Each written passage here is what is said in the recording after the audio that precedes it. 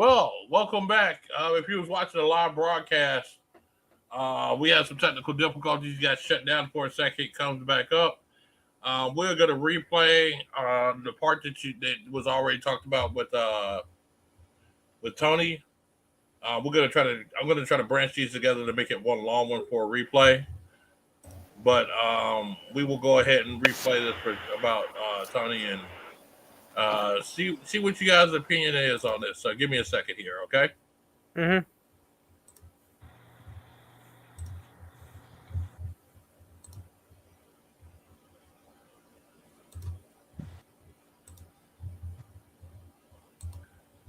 What's going on, guys? I'm sorry I could not be there today, but have some other plans today. Well, some surprise plans. As of right now, I'm not sure what's going on, but as I'm recording this, I'm 48 years old. By the time you're seeing this, I'll be 49. So, damn, the big 50 is coming up there. But I did want to share my thoughts on Ric Flair's last match because this is something that I requested that we discussed on the show today. But unfortunately, I requested to discuss it on a show that I could not attend. And I apologize to you guys, but I can't wait to return next week. But as you guys know, I love Ric Flair. I'm a huge Ric Flair fan. On my top three all-time wrestlers, Ric Flair ranks number one. My top 5, 10, it don't matter where you rank my wrestlers. Ric Flair is always number one on my list. But I gotta tell you though, when I heard he was having his last match, I was not really excited about it. I had no desire to see it. I would give them all the credit in the world, though. They hyped us up to be something that I wanted to tune in and check out, though. They did a really good job with the promo, the attack in the parking lot. Absolutely love the build up to this. Before I go into how I felt about the match, I will say this: so as far as the card itself was great. They put together a really phenomenal card. I absolutely loved Jim Crockett promotion, the old school setup. There's so much stuff I loved about this show. But the match itself. Uh, okay, before I talk about the bad, let's talk about the good. So here are my good comments about the match.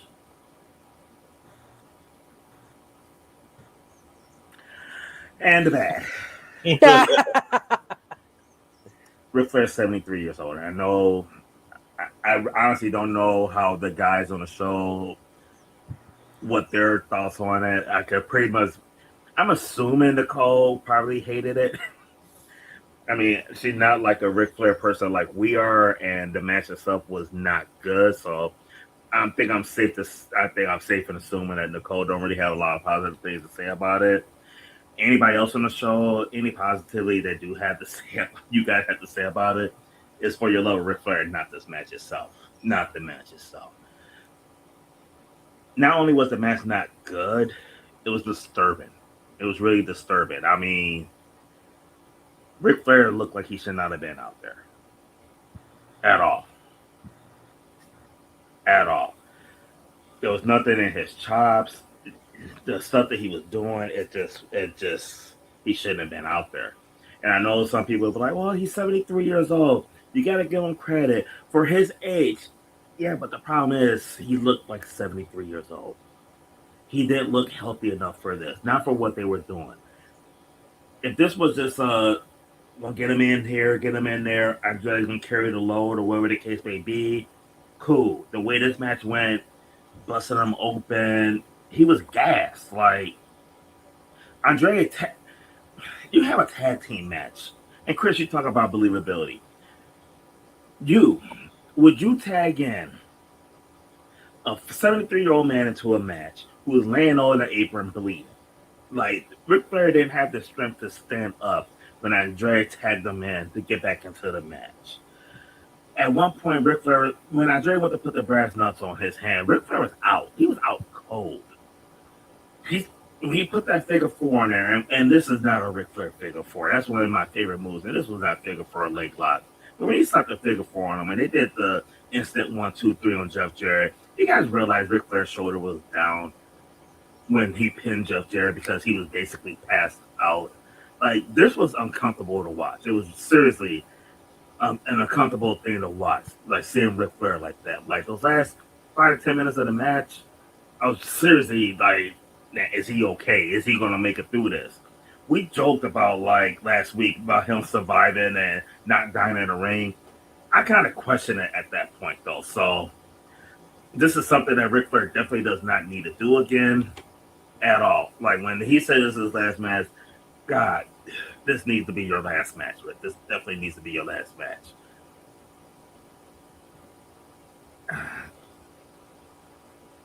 That's all I really got to say about it, though. But I just want to address it, though. But I mean, it's just a whole different type of bad. Because as a fan of his, a huge fan of his, don't want to see. I don't want to see him out there like that. Like, love Michael Jordan. I don't want to see Michael Jordan playing basketball at 73 against some of the young guys. It'd be embarrassing. I love Tom Brady. Like as you know I love Tom Brady. Anybody who knows me, I don't want to see him out there and like that though. So no, this needs to be it. Definitely needs to be it. But that's how I feel. That's just my thoughts on it. I can't wait to watch the show. I'm hoping to be able to tune in and see what you guys think as well. Everybody else, definitely share your comments in the below, like YouTube, Facebook, wherever you're watching this. Make sure you share what you're thinking as well, though. But for me, it didn't need to happen. Phenomenal card. It didn't need Ric Flair on it.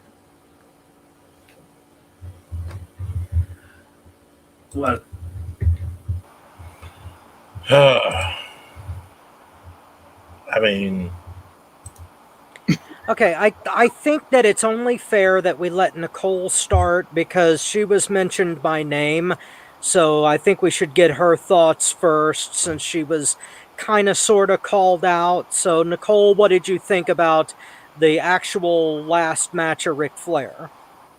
I didn't appreciate getting called out like that so many unmute. times, but I am. Wait, hold on. How about now? Is it muted still? no, it's not You're muted. good. You're good. Loud. Yeah. No, Oh. you're good. You're good. Wow. Okay, hold on. Let me turn this down. Okay. So, I didn't like the match at all. There was nothing good about the match. He didn't need to be out there. And Tony's right. I hated every second of that match. It was hard to watch. It was difficult to watch. I felt bad within the first 5 minutes of watching that match. So, there was nothing I liked. And then watching him get those Andrade pushing the things onto his hands, it was just so sad.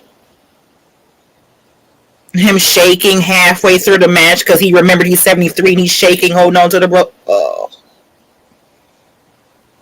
It didn't need to happen.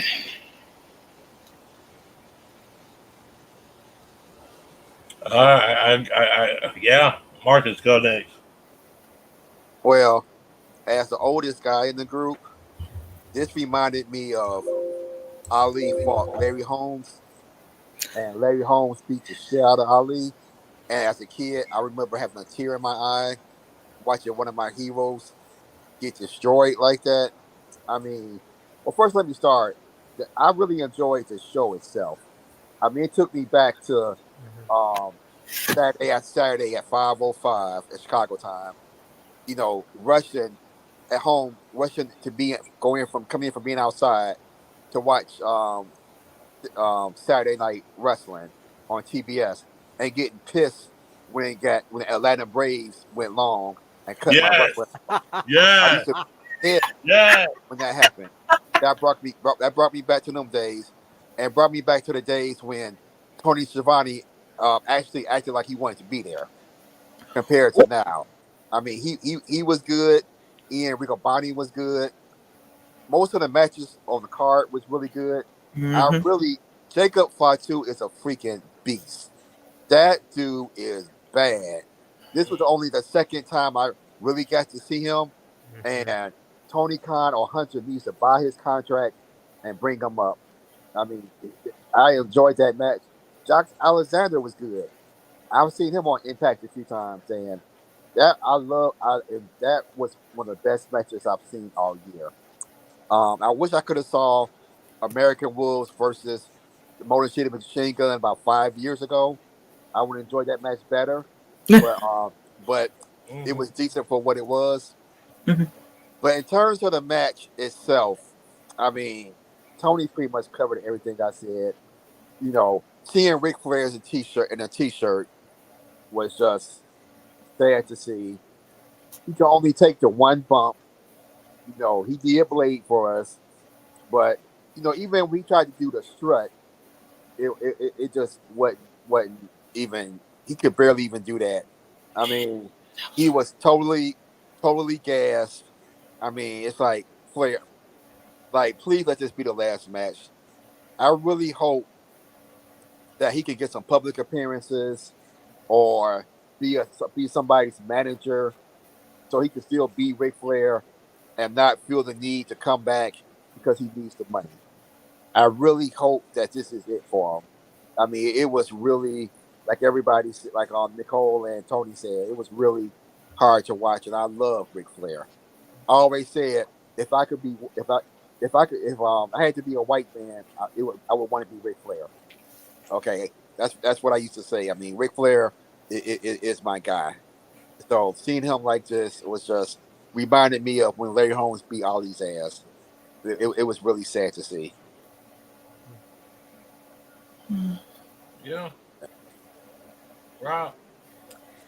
Well, what I would really like to do right now is to admit that I was 100% wrong when I said that Flair should have been in a singles match with Jarrett. After watching the tag match as it was, I fully admit that I was 100% full of crap when I said that. Because Jarrett would not have been able to have carried that match alone. Yeah. Flair was they got me. I was a mark for this match because the vignettes of Flair working out and being in the gym had me fooled. He had me convinced that he could do better than 73.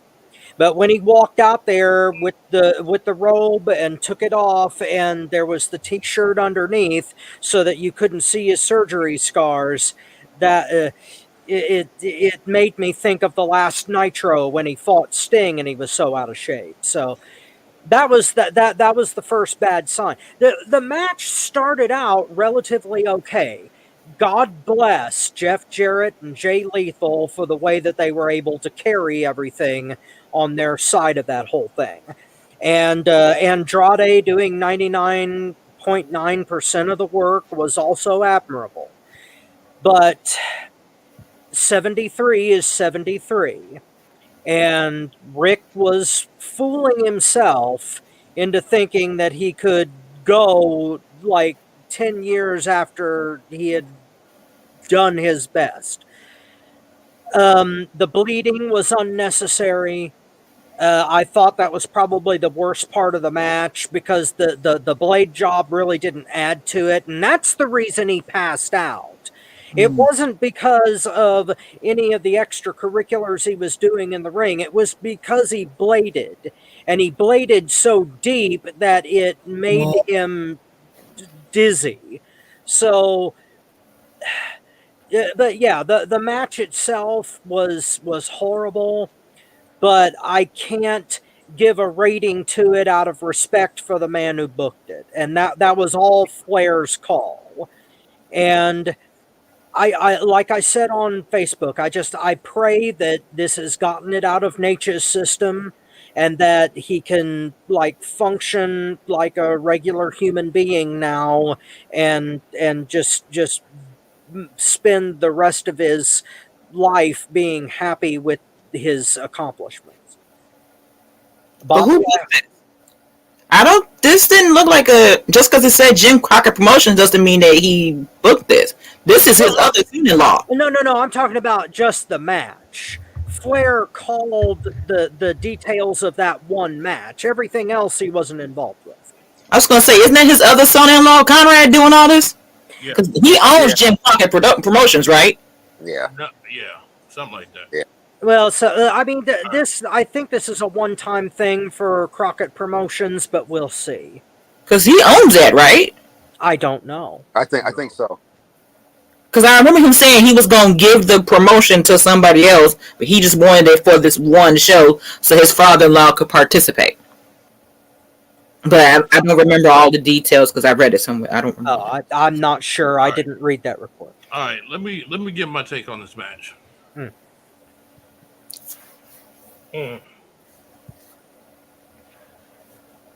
I love Ric Flair. Ric Flair is the one that got me to watch wrestling.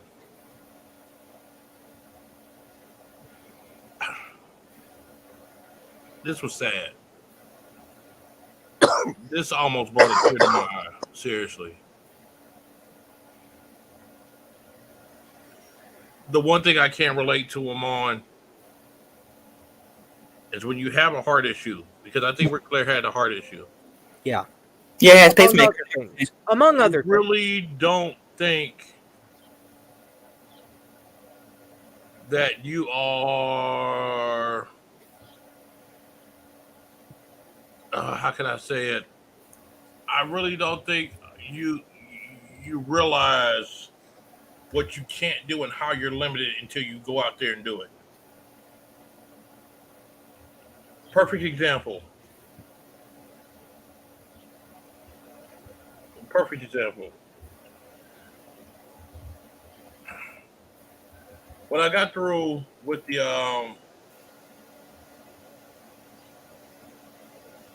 when I got through with my heart stuff, and then I came back a while later and I tried to do stuff, I was feeling fine because I'm like, I'm walking around, I'm doing this, I'm doing that, I'm cool. You know what I mean? And then I got in that ring, and it was like, whoa, hold up. I was out of breath walking to the ring. That's when I went down to Bedford to PPW to do that charity show. And I was just like, whoa, hold the fuck up, you know? And I started realizing when you have a heart issue, you can't. That's why I've given up trying to get in the ring and wrestle, except in a certain type of match, which I am going to do. You know, I am going to do it, but I know it's a match that I can handle. You know what I'm saying? Flair got in there thinking, I'm feeling fine. I'm walking around, blah, blah, blah, blah. I'm going to take this. I'm going to, show everybody I'm back. You know what I'm saying? And when he got in there, he saw that it takes something out of you.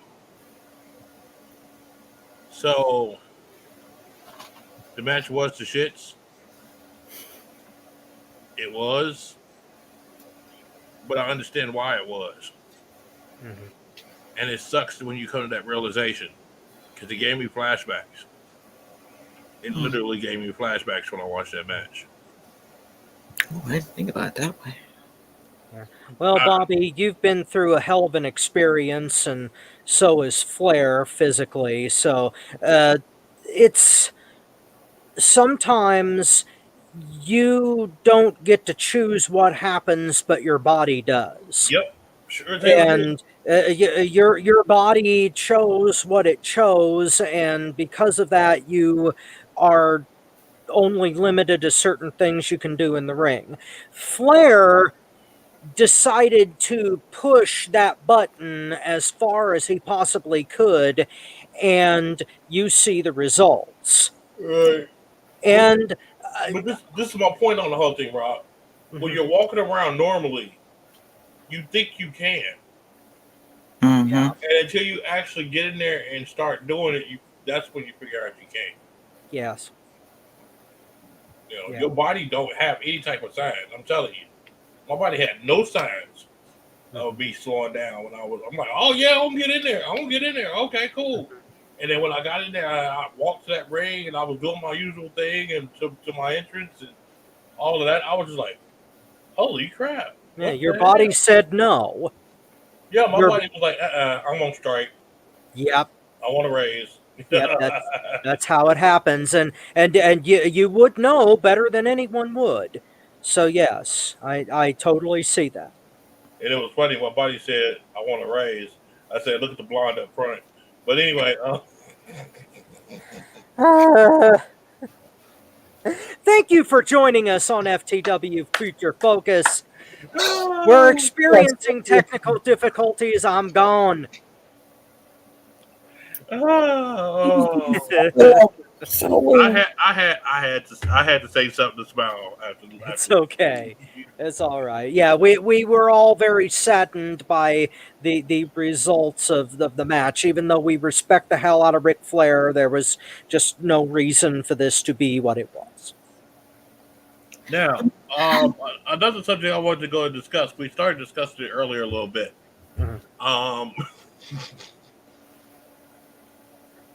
Basically, that 8-ball now. No!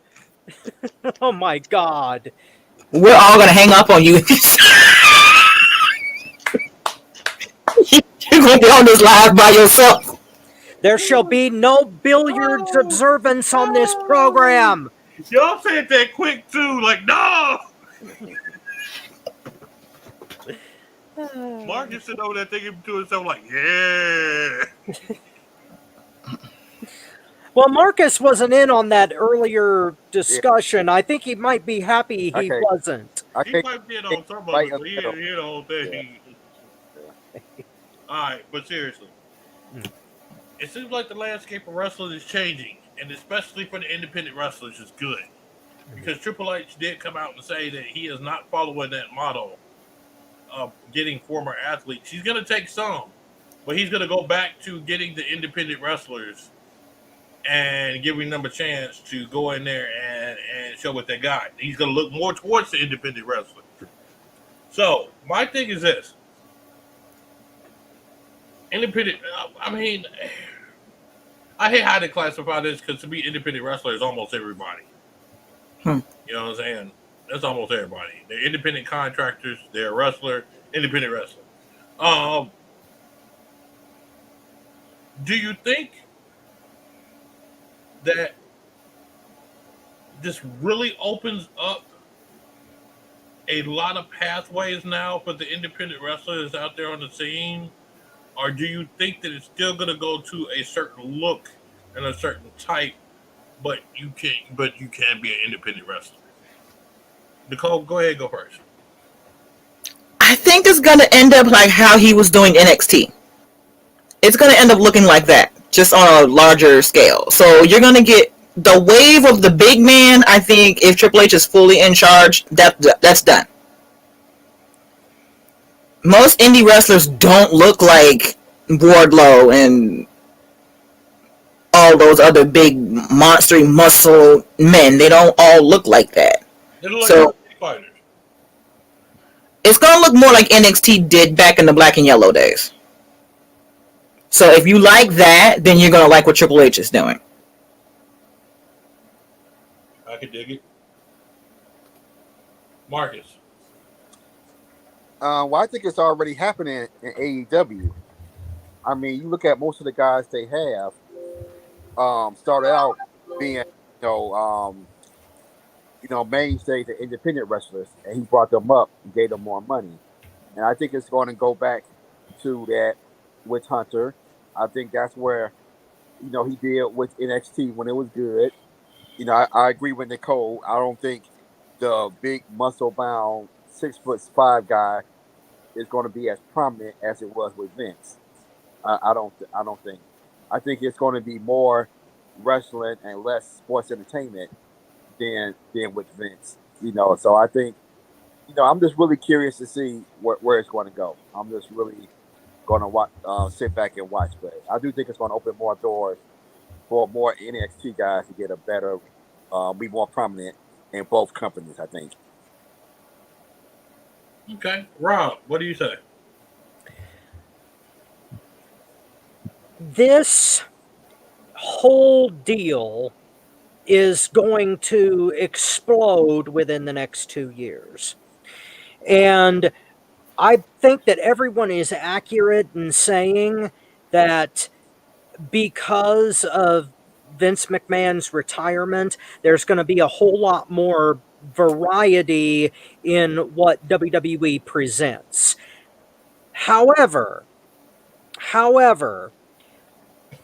WWE is still the institution that it is, and they are only going to be picking certain people from the independent circuit. We're talking about the more muscular guys. We're talking about the more cosmetically pleasing guys. We're talking about the blue chippers. Whereas AEW is going to be poaching from 3 or 4 different sources. Not only are they going to be going from places like New Wave Pro and and uh, uh, USA Pro One and other places like that. They're also going to be poaching from NWA, from New Japan, from AAA, and from other places all around the world. And you're going to get a more international flavor with AEW. They're going to become the the American gateway to professional wrestling, is the way I see it happening. WWE is going to concentrate on more domestic, independent professional wrestlers, and AEW is going to be a whole lot more international than it is now, especially if Bobby is right about a lot of former NXT guys going back up north. Because if they do, AEW is going to have a completely different talent base than what it does now. But all of this is going to be amazing. You're going to see guys on U.S. soil that have never had any screen time getting a whole bunch of TV presence. Even if they stay in New Japan, if they go to AEW, if the co-op holds, then we're going to be seeing dream matches out the wazoo for the next 2 to 4 years. And if WWE decides that they're going to play ball with the coalition, and Stephanie McMahon does business with Tony Khan, then my God in heaven, what a great time it's going to be a professional wrestling fan. So, Bobby, you're scratching the surface here. So go down and show us the rest of the iceberg. Oh yeah, I'm gonna go deep in this one, real deep. Don't keep it clean, damn it. Keep it clean. This is what I'm looking at. You do have a lot of independent guys out there that's good. Perfect example. I'm going to name a few of them off, and if other people get mad, I don't give a shit. Nate Matthews is one, definitely, that could be in AEW or WWE. Actually, in my opinion, I've always said this. I've said this to plenty of people, and some people looked at me like I was crazy when I said it a few years ago. And he stepped up and was a champion at NWC as well. No time out. He could be the face of a company. He'll be on Chicago in the next couple of weeks at a couple of shows. I'll text you where he's going to be at. So if you guys want to take the time to go out and watch him, definitely go watch this dude. This dude's little. He's small, but this guy can fly. Yes. I mean, he might as well get tweet on his back, and the dude could go ahead and go. Don't Die Miles is a sensation. He has Don't Die Miles for a reason. That's his name for a reason. Because some of the stuff he do, you actually think he's going to die. Mm-hmm. But he's good. He's good because he's a technical wrestler at the same time. You know, now he's more of a high flyer than a technical wrestler, but he can technical at the same time too. Another guy, Sam Knight. Yeah, I was talking about here on the show before. He could definitely be in WWE or AEW. I think he could literally take AEW over, to tell you the truth. Because if Kenny Omega tried to get smart, I think Sam Knight would just smack him in his mouth and tell him to go on about his business. Hey, he's my rival, but I give him props where props is due. Sam Knight's a beast. Another one, Paragon. With his Prince looking behind. He looks like Prince. No, seriously. I mean, think about it, Rob. He looks like Prince. No, I'm agreeing with you. Paragon is a fantastic performer. And he does look like Prince in a way, yeah. Yeah, he's a pretty boy dude, but that dude can go. Yeah. Eric Dillinger. No, I have not got to see him live yet. Oh, that's a treat. Oh, my God. He and Nate Matthews together. were fantastic. I've heard that so many times. Yeah. Oh my God. That I Quit match that they had. Oh my! I called that with Magic Mike Kirkman. My God, that was just taster's choice levels of beautiful. It's another one, and I can't remember his last name, but he was the WCWO champion for a while. His name was Dax. The dude is good. He's very good, and he just I don't know where he went. I don't know what happened to him, but that guy he's a good technical wrestler himself. Yeah, there's so many guys we could name. Yeah. In Indiana alone. Yeah. So the talent pool is deep, very. Yeah, DJ the Disaster. That's another one. That girl is crazy. Mm-hmm. That little girl is crazy. Oh my God, I love her. DJ the Disaster. I'm telling you, she's from Chicago. I was gonna say, have I seen her before? Yeah, she's from Chicago. I've probably seen her before. I don't remember. Yeah. And there are so many ladies out there too that could go. Ari Alexander is one.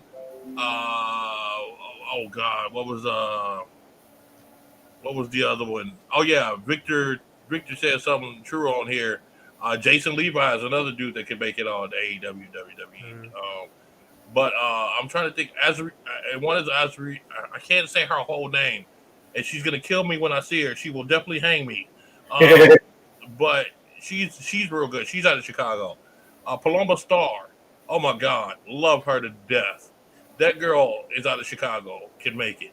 There are a lot of people in this Midwest area alone that are good quality wrestlers. Yeah. That need that opportunity to step in and show out. But unfortunately, I don't want to go there. I'm just going to let's just say I hope that there is a vehicle in the near future that will get these guys seen. And FTW, I think, is going to be one of them because we're going to be going to some of these shows and broadcasting some of this stuff so you guys can see. I know you guys are in Chicago, but hopefully you know when we do the podcast, we're planning to be at a live show. Ooh. So then you guys can see these guys and you can tell them, because me and Robert have seen all these guys. I've worked in the ring with most of these guys. You know what I'm saying? Yeah, and I've called a lot of their matches. Yeah, so it's gonna be like they're gonna think, well, our opinion, we're gonna be, a little biased because we've done this and that.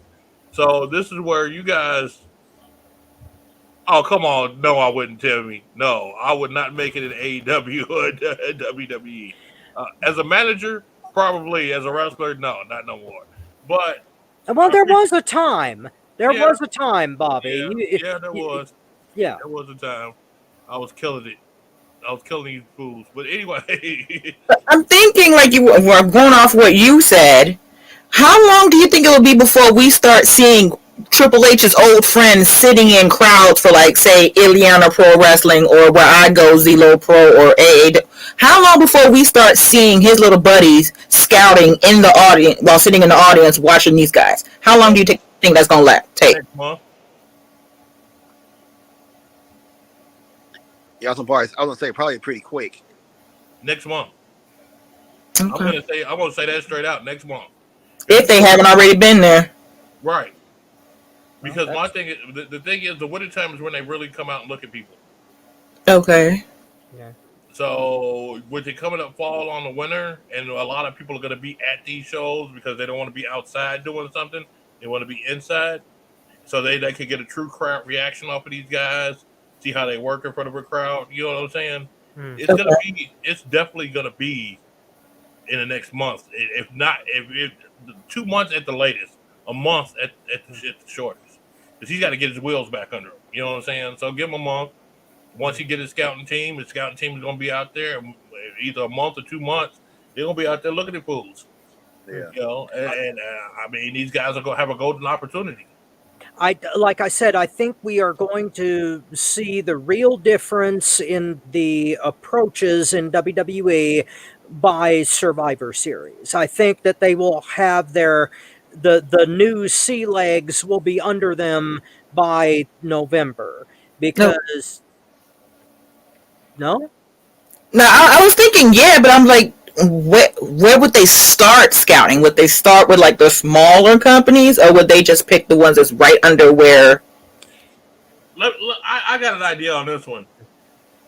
New Wave Pro. I'm just gonna give some examples.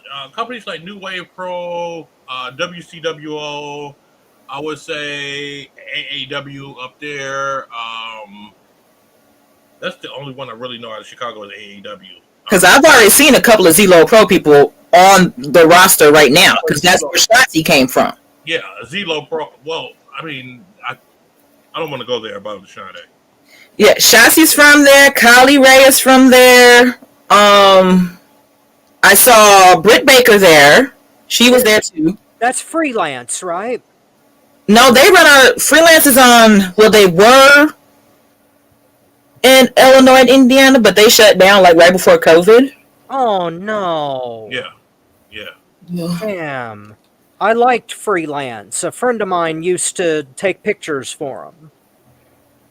Because Zelos runs out of the north side of Chicago mostly, and they do a few shows in Milwaukee and Kansas, but they do mostly Chicago. Do they do it at a Logan Square? They're in there. You know that Joe's on Weed Street place? Yeah. It's on. I think that's River North. I think. What? Yeah, that's where if they ever do shows from Chicago, they run out of there because there's a full ring in the back of Joe's on Weed Street, Yeah. and I sit VIP up there. I don't want to sit. Wait, With they're on Wall Street? Yes, because that's where I met. I met Paul Bannon that day. I met Hornswoggle that day. I met Kylie Ray. There's a guy you would like, Bryce Benjamin. He is awesome in the ring. Him and GPA, amazing in the ring. But yeah, that they go Joe's on Weed Street when they're in Chicago because it's massive. Okay. Cool. Yeah, I've called a Kylie Ray match, so she is a joy, literal joy. Is fun. Yeah. Yes, she is. And Britt was actually really good, and she was actually nice to me after the show. It was kind of weird. I didn't know what to. I was like, "You're supposed to be evil. What happened?" And she's like, "Oh my God, hi." And I'm like, "Are you really a dentist?" "Yes, I am." I'm like, "Oh, really?" And she was just lovely, but. And I still do DMD. I don't care. I will still do it every single time. You know how Tony is. Tony like DLT. I will do it because I like her. I will do it. But I wish I could meet her in person. she's awesome. Yeah, I would like to shake hands with her. Adam She- Cole, maybe not so much, but her, yeah. Well, he wasn't there, so it was just she was there. It had to be a good time then. All right, ladies and gentlemen, we are out of time. I want to thank everybody for being on tonight. The Nature Girl, Nicole, thank you for being on. Marvelous Marcus, thank you for being on. You're Not So Humble correspondent, Robert Black, thank you for being on. I want to thank that 8 Ball for not coming out. And Thank you for joining us, ladies and gentlemen. And people in the comments, please don't ask what that is because we don't want to talk about it. No. hold on a second. Look who's here! Johnny's here! Man, What's up, Tony? just made it. Oh, What's up, guys? Hey, it's what's up, all right. man? When do you hear what we've been up to? Ugh. I didn't appreciate getting called out like that, Tony. No, I didn't call it out. I'm like, I'm pretty sure everybody didn't like it, but if I'm wrong because everybody else, I'm like, I know Nicole hated this shit. I absolutely knew. And I did hate it. Yes, I didn't call you out. I called it like it was. I did hate it. Yeah, I didn't like it either. I didn't hate it. It just made me None of us- sad. Yeah, none of You us know? did. No. Oh no, it's funny because we was driving home and I was able to catch them from that point on. Like when you guys went to the second link, I was able to watch the show. And Cool. I'm jealous that you got to see Dr. Britt Baker, DMD. What'd I tell you? What'd I tell you? He did. What'd I tell you? He said that. I knew he was gonna do that. Oh man, ladies and gentlemen, Tony Motown Allen is in the house. He done came from coach to coach minicamp, knocking people around, running the football a couple of times. I'm just happy. Tina's happy because she didn't tell me we were going there. It was a surprise, and fortunately, I didn't wear my Brady because I think I would got man. Yeah, you would have got killed over there with wearing Brady. Yeah, They do not like Brady at Indianapolis. man. I thought it was bad in Chicago. Shit, none Why like does here. Chicago have a problem with him? They just don't like him because he wins. I mean, I understand the coach because at least the coach can say he whoops our ass all the time. They hardly ever play the Bears. Nah, hardly ever. Yeah. The only time they did play the Patriots, the Bears have won most of the time. Well, we hate Aaron Rodgers more so than Tom Brady. Oh, I hate Aaron Rodgers too. Yeah. I wouldn't hate that paycheck though. Hey, I can't. I ain't gonna lie, that paycheck is. But Marcus, I got my Brady jersey, so trust me, he got some haters in Chicago. I heard about it every time I had the jersey on. Yeah. Just not like here. Not like here. Yeah. All right, guys, we got Tony to come on at the last second. I just wanted to at least say hi. I'm buying everything before you guys went off. Ladies and gentlemen, tune in next week. Actually, pay attention to the message to the board because I'm going to discuss something with them about next week. But pay attention to the FTW. MGW Wrestling Group. Motown Wrestling Group. And also on my page to see when we're going to come back on, if it's going to be next week or the week after. And let's have a good time. So, I'm glad y'all tuned in. I'm glad some of us responded. Victor, thank you for coming on, making some comments. That's pretty tight. Tell everybody to come through. And yeah, I feel like I'm still behind the 8 ball. But anyway, we're going to sign it off. Tony Motown Allen, the girl Nicole Marvelous Marcus Buckley, and you're not so humble correspondent Robert Black. We're signing off saying we will definitely see you not behind 8 ball, but in the future.